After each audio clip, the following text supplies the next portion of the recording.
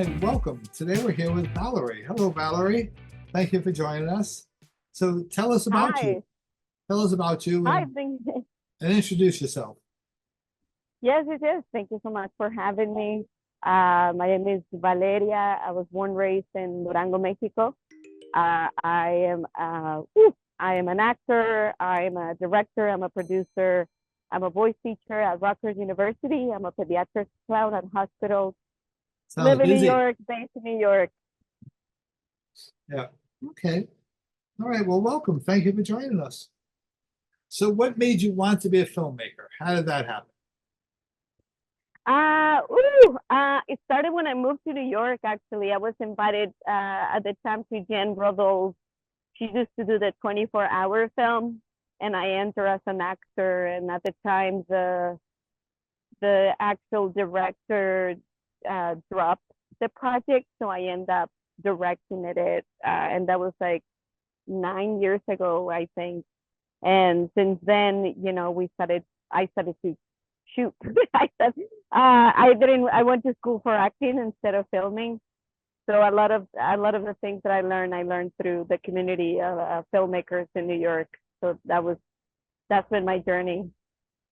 In some ways, you've answered my next question, but how are you making films and how many films have you made?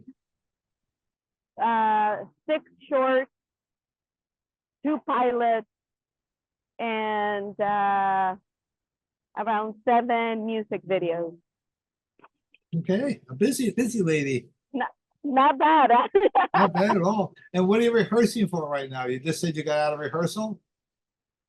Yeah. I'm directing a play on 54th Street at Ars Nova. They usually have like the actors, they have like an 8-year internship with Ars Nova, and they create a show, and then almost at the end of the time there, they bring directors to finish in the piece. So that's what I've been doing. I just have rehearsals today, so we just finished and trying to put it up. Okay, great. Yay! Yeah, So that sounds theater. great. Yeah.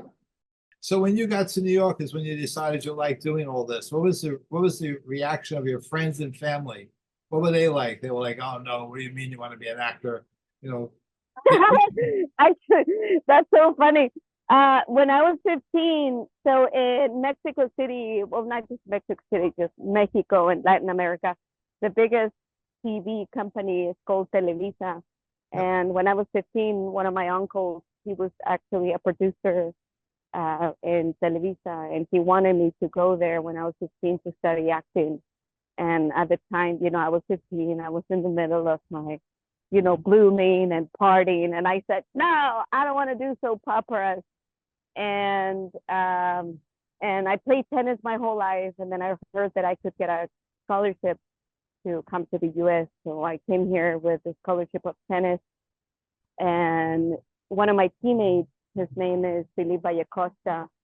He's one of the actors from it's an FX show, Snowfall.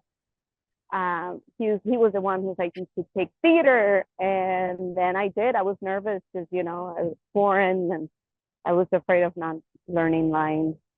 So my sophomore year, I entered my first acting class, and then I called my mother and I said, "Listen, I gotta do this." And she was like, "No, Valeria, you need a plan B."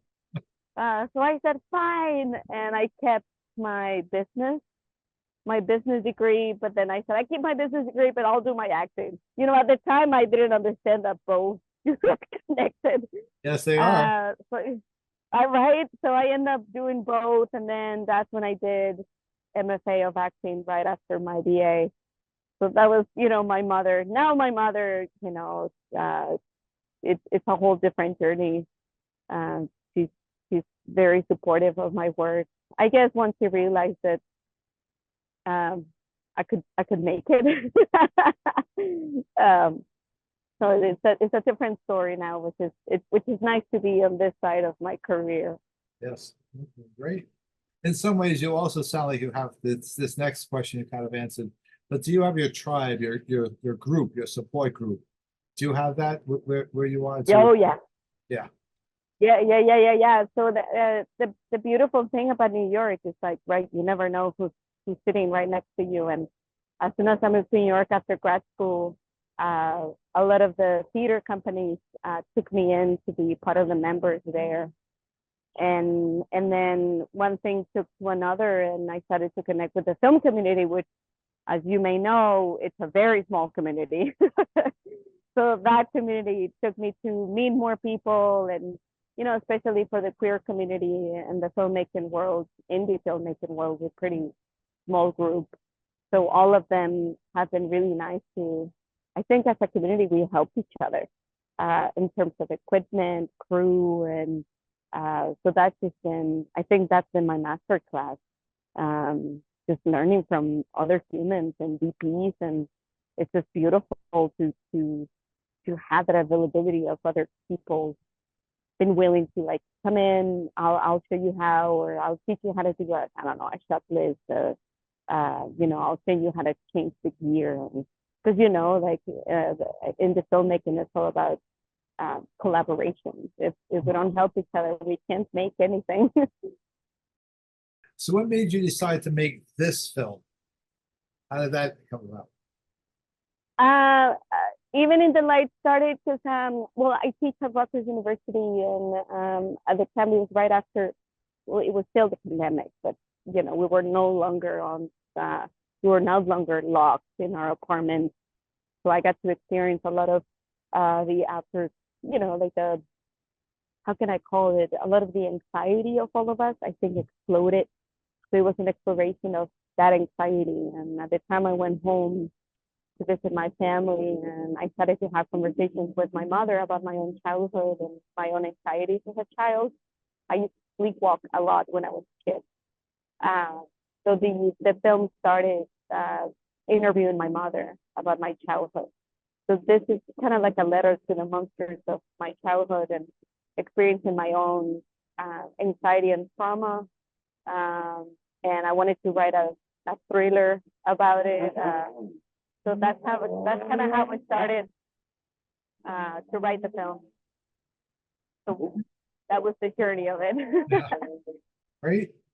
All right. And what was the hardest part about making this movie? And what was the most fun part about making this movie? The craziest and fun part was the fundraising. One of my friends, she's a musician. She was my master teacher of how to do a good fundraise. We actually fundraised the money in 2 weeks. 2 weeks. So she prepared me, and she's like, "All you have to do is be yourself." And I said, "Okay, fine." So I did a bunch of funny videos that I got people attracted to the project, and in 2 weeks we got it. I think that was the most fun I've had in collecting money. And of course the shooting, to me, watching, because we shot it on 16 millimeters.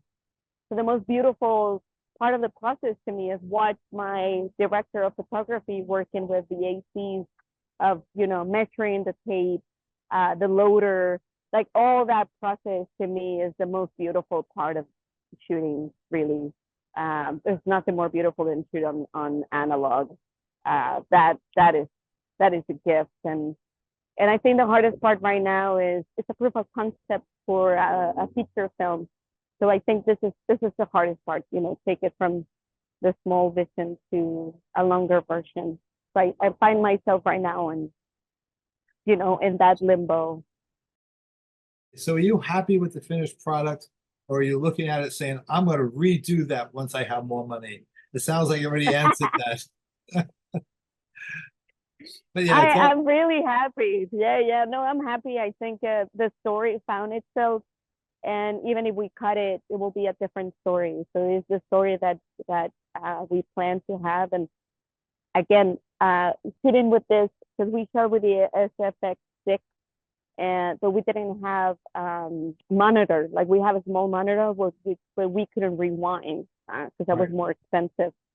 So we didn't get to see the footage until we got it. I'm old, I remember that. Yeah, so that's the material we had, and we said, "Fuck it, let's create the story with the footage." And I stayed true to what the film gave us. And the beauty is, I think the film gave us this green color, and the color, you know, we sat down many times with the colorist of like, if this is a green, if this is, do we want to stay faithful to what the color gave us, or do we want to switch it? So we just wanted to blend it with the blue a little, Mhm. but that's it. Like, I think that's the beauty of what the analog can give you. Mhm. But, you know, so like, and again, I go back to the same thing. I think right now is, what can I change so it blends into the feature film, but it's not the shorts anymore. You know, so it's Yeah. the same story and not the same story. So it's a combination, and you know, we'll see. Okay, great. All right. So in the indie world, we all know we're not going to be buying mansions and private jets and yachts. So what does success look like in the indie film world? I want to do what I'm doing now at a higher level. Exactly what I'm doing. I want to keep shooting. I want to keep meeting a lot of people and crews, and just have more money, have more resources. That's what I ask to the universe. Like, if I'm here, I need one more step.